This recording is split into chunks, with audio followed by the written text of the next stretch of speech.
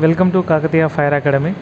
So ఈరోజు నేను యాక్చువల్గా ఏం చెప్దామంటే, చాలామందికి అసలు సేఫ్టీ ఆఫీసరు అంటే తెలియదు. మన ఎక్కువ శాతం తెలుగులో, మన తెలుగు రాష్ట్రాల్లో ప్లస్ సంబంధించి మన తెలంగాణ అండ్ ఏపీలో ఎక్కువ ఎక్కువ శాతం మందికి అసలు సేఫ్టీ ఆఫీసర్ అంటే తెలియదు, సేఫ్టీ గురించి తెలియదు. సేఫ్టీ గురించి 90% నాకు తెలియదు. నేను డైరెక్ట్గా చెప్తున్నాను, 90% వరకు సేఫ్టీ అంటే ఏంటియో తెలియదు. సో అందుకోసమే ఇక్కడ ఎక్కువ శాతం హైదరాబాద్లో కానీ అలా వేరే వేరే చోట్ల కానీ ఎక్కువ ప్రమాదాలు జరుగుతున్నాయి. సో ఎక్కువ ప్రమాదాలు జరగడానికి కారణం ఏంటంటే, సో వీళ్ళు ఎక్కువ సేఫ్టీ ప్రికాషన్స్ ఫాలో కాకపోవడం వల్ల ఎక్కువ శాతం ప్రమాదాలు అవుతున్నాయి. సో అలా ఎందుకు అవుతున్నాయంటే, వీళ్ళు సేఫ్టీ ఎక్కువ ఫాలో అవ్వరు. సో ఇప్పుడు ఒక పెట్రోల్ బంక్ ఉంది, దాంట్లో ఎవరినో ఒకరిని పెడతారు.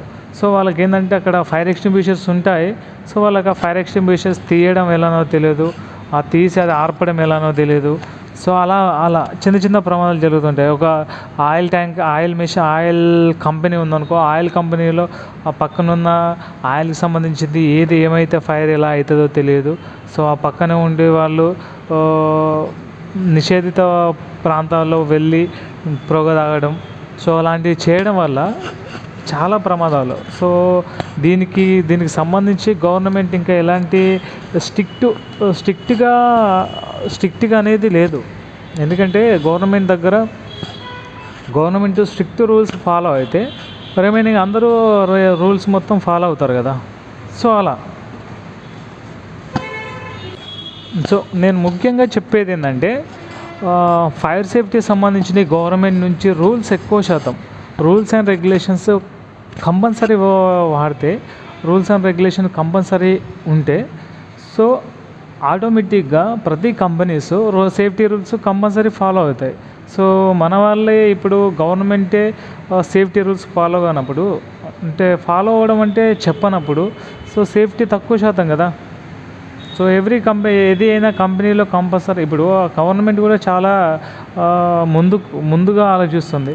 సో ఇప్పుడు ఏపీలో రీసెంట్గా గ్యాస్ లీకేజెస్ అలాంటి సిటీకి అవుట్స్కట్లో ఉండాలి. సో నిషేధిత ప్రాంతం, దాని చుట్టూ ఒక 2-3 కిలోమీటర్స్ ఏం ఉండకూడదు. సో అలాంటప్పుడు అలాంటివి మాత్రమే ఉండాలి. సో దాన్ని కాకుండా ఏదో ప్రజల మధ్య పెట్టడం అలాంటివి తరలించాలి. ఎందుకంటే ప్రజలు వస్తుంటే ల్యాండ్ ఉండట్లేదు కాబట్టి, సో వాళ్ళు ఆటోమేటిక్గా ఇండ్లు జరుగుతూనే ఉంటాయి. సో అలాంటప్పుడు గవర్నమెంట్ దాని మీద రియాక్షన్ తీసుకొని ఇలా కొత్త ప్రదేశాల్లో పెట్టాలి, ఇట్లా వేరే ప్రదేశాల్లో పెట్టాలి. ఇది ఐటీ పార్క్కి సపరేట్ ఉంటుంది, సో ఇది నిషేధిత ప్రాంతాలని చెప్పేసి పెట్టాలి. సో అలా కాకుండా నార్మల్గా సరే ఓకే పెట్టాం, గవర్నమెంట్ డబ్బులు కడుతున్నాం. సో గవర్నమెంట్కి డబ్బులు కట్టినప్పుడు మనం కూడా సేఫ్టీ ఫాలో కావాలి. ఇప్పుడు ఒక కంపెనీ వల్ల లేబర్స్ ప్రాణాలు లక్షల్లో పోతున్నాయి. సో ఒక సంవత్సరానికి దాదాపు 5-6 లక్షల మంది చనిపోతున్నారు. ఒక ఏపీ తెలంగాణలో దాదాపు 5-6-10 వేల మంది చనిపోతున్నారు. ఎందుకంటే ఇప్పుడు వాళ్ళు సరిగా కంపెనీ సేఫ్టీ రూల్స్ ఫాలో కాలేదనుకో, సో ఆటోమేటిక్గా ఫైర్ లేదా ఏదో ఒక స్పాట్ యాక్సిడెంట్ అవుతుంది. సో అలాంటప్పుడు వీళ్ళు పెద్దగా పెట్టుకొని కూడా లాభం ఉండదు కదా కంపెనీ. ఇప్పుడు నష్టపోతే ఇప్పుడు ఎవరికైనా వాళ్ళకి ఇవ్వాల్సిందే కదా అమౌంట్. అందుకోసమే సేఫ్టీ ఆఫీసర్స్ కంపల్సరీ చేశారు గవర్నమెంట్. సేఫ్టీ ఆఫీసర్ ఒక కంపెనీకి సేఫ్టీ ఆఫీసర్ కంపల్సరీ అని పెట్టారు. సో దాంట్లో 10 మంది కానీ 20 మంది ఉండాలి. సో ఒక లేబర్స్ ఒక 20 మంది ఉన్న దగ్గర ఇప్పుడు ఒక సేఫ్టీ ఆఫీసర్ని పెట్టుకుంటే కంపెనీకి పెద్ద నష్టం ఏం లేదు. సో ఎందుకంటే ఒక పర్సన్ వెళ్ళి ఒక వర్క్ జరుగుతుంది, ఆ వర్క్ జరిగే టైంలో ఆ పర్సన్ వెళ్ళి సమ్ యాక్సిడెంట్లో చనిపోయాడు అనుకున్నాం, ఒక యాక్సిడెంట్లో చనిపోయాడు, దాంట్లోనే వర్క్ జరుగుతుంది, యాక్సిడెంట్లో చనిపోయారు. అలాంటప్పుడు కంపెనీ ఏం చేస్తుంది, కంపల్సరీ వాళ్ళకి ఎక్స్గ్రేషియా ఇవ్వాలి కదా. సో వాళ్ళకి చనిపోతే అతనికి 50 లక్షల వరకు ఇవ్వాల్సి ఉంటుంది. ఆయన మామూలుగా వెళ్తే 10 లక్షలు 20 లక్షలు ఉంటుంది. సో వాళ్ళు గట్టిగా నిలబడితే 50 నుంచి 1 కోటి రూపాయల వరకు ఇవ్వాల్సి ఉంటుంది. సో సో అలాంటప్పుడు ఆ ₹1,00,00,000 ఇచ్చే బదులు ఒక సేఫ్టీ ఆఫీసర్‌ని ఒక నెలకి 10,000-20,000 మధ్య పెట్టుకొని 10,000-20,000 పెట్టుకొని, సో ఆ తర్వాత వాళ్ళకేం లేబర్స్‌కి ఏం కాకుండా, చనిపోకుండా, వాళ్ళకేం కాకుండా, వాళ్ళకి సంబంధించిన ఏం జరగకుండా వాళ్ళ సేఫ్టీ చూసుకుంటే అలాంటిది ఎలా ఉంటుంది? అలాంటప్పుడు ఎట్లా ఉంటుంది? సో అది కూడా బెటరే కదా. సో అందుకోసమే కంపెనీస్ ఇలా సేఫ్టీ ఆఫీసర్‌ని పెట్టుకుంటాయి. ఒక వర్క్ జరుగుతుంటే ఒక 100 ఫ్లోర్స్ సంబంధించిన ఏదైనా ఒక బెడ్రూమ్ సంబంధించి డబుల్ బెడ్రూమ్ ఫ్లాట్స్ ఉన్నాయి. ఇప్పుడు కొల్లూరులో డబుల్ బెడ్రూమ్ ఫ్లాట్స్ ఉన్నాయి. దానికి సంబంధించి దాదాపు 18,000 ఇళ్ళకు సంబంధించి ఒక్కొక్కటి 30 ఫ్లోర్సు అలా ఒక 500-600 ఎకరాల్లో అది స్టార్ట్ చేశారు ప్రాజెక్టు. సో ఆ ప్రాజెక్టులో దాదాపు కొన్ని వేల మంది వర్క్ చేస్తున్నారు. ఆ వర్క్ చేశారు. ఆ వర్క్ చేసినప్పుడు వాళ్ళ సేఫ్టీ ఆఫీసర్లు దాదాపు 20-30 మందిని మెయింటైన్ చేయాలి. సో వాళ్ళు ఉంటే చేసే వర్క్లో కంటెంట్ ఉంటుంది. సో వాళ్ళు చేసేది తప్పు చేయరు. అరే సేఫ్టీ ఆఫీసర్ ఉన్నారు కదా అని చెప్పేసి ఎలాంటి తప్పు చేయరు. సో దానికోసమే సేఫ్టీ ఆఫీసర్ని పెట్టుకుంటారు. సో అట్లా అన్నమాట. సో అందుకోసమే సేఫ్టీ ఆఫీసర్ మెయిన్ పెట్టుకోవడానికి కారణం ఏంటంటే ఇది. సో అందుకోసమే అదే సేఫ్టీ ఆఫీసర్ అంటే ఏంటి, అసలు సేఫ్టీ అంటే ఏంటి, ఫైర్ సేఫ్టీలో జాబ్స్ ఏముంటాయి, కొన్ని కంపెనీస్లలో సేఫ్టీ ఆఫీసర్కి చాలా ప్రాముఖ్యత ఉంటుంది. ఎండీ గారితో కూర్చొని ఏదైనా సమస్యల మీద మనం డిస్కస్ చేసేంత ఆడ ఫ్రీడమ్ ఉంటుంది. సో అట్లా సేఫ్టీ ఆఫీసర్ అంటే ఇది నార్మల్ పోస్ట్.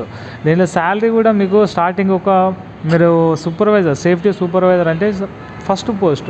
దాంట్లో 1 year ఎక్స్పీరియన్స్ ఉన్నప్పుడు మీకు స్టార్టింగే 12,000-15,000 వస్తుంది. So starting salary. ఆ తర్వాత 1 year ఎక్స్పీరియన్స్కి 20 above వస్తుంది. 2 నుంచి 3 years ఎక్స్పీరియన్స్ అనుకో 25 ఉంటుంది. ఒక 5 years ఉందనుకో ఒక 30,000 ఉంటుంది. ఒక 10 years ఉందనుకో ఒక 60,000, 50,000 అలా ఉంటుంది. మీరు అసిస్టెంట్ మేనేజర్ లెవెల్కి. సో ఇలా అంచెలంచెలుగా ఎదుగుతూ పోతారు. సో అది మనకు తెలియదు ఏంటంటే సేఫ్టీ ఆఫీసర్ గురించి రూల్స్ అండ్ రెగ్యులేషన్స్ తెలియక సో చాలామంది మనకు అలా ఉంటుంది. సో గాయస్ నేను చెప్పేది ఏంటంటే సేఫ్టీ ఆఫీసర్ చాలా అదే జాబ్ కాదు, ఏదో కోచింగ్ ఇస్తారు, మన కోచింగ్ ఇచ్చి కంప్యూటర్ కోచింగ్ ఇచ్చి ఏదో జాబ్ ఇస్తారని కాదు. సో దాంట్లో ఎట్లా ఉంటుందంటే డెఫినెట్లీ సేఫ్టీలో ఫాలో అవ్వడం, సేఫ్టీ గవర్నమెంట్ యాక్ట్ ప్రకారం ఒక సేఫ్టీ ఆఫీసర్ ఉండాలి అని చెప్పేసి అది గవర్నమెంట్ జీవో కూడా ఉంది. సో మీరంతా సేఫ్టీ దాదాపు ఒక 10-15 yearsలో సేఫ్టీకి చాలా ప్రాముఖ్యత ఉంటుంది.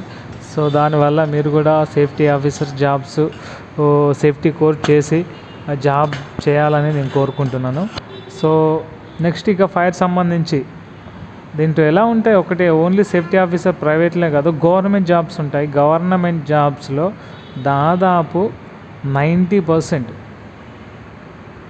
మీరు 12th plus safety plus driving licence ఉందనుకో మీకు జాబు వద్దన్నా వస్తుంది. కావాలంటే నేను ఒక ఆడియో పెడతాను. సో ఆడియో పెడితే అతనికి ఆల్రెడీ జాబ్ వచ్చిన ఆయన ఏం చెప్పాడో ఏనండి. నేను గవర్నమెంట్ జాబ్ కొట్టాడు ఎంత ఈజీ అనుకోలేదు అని అన్నాడు.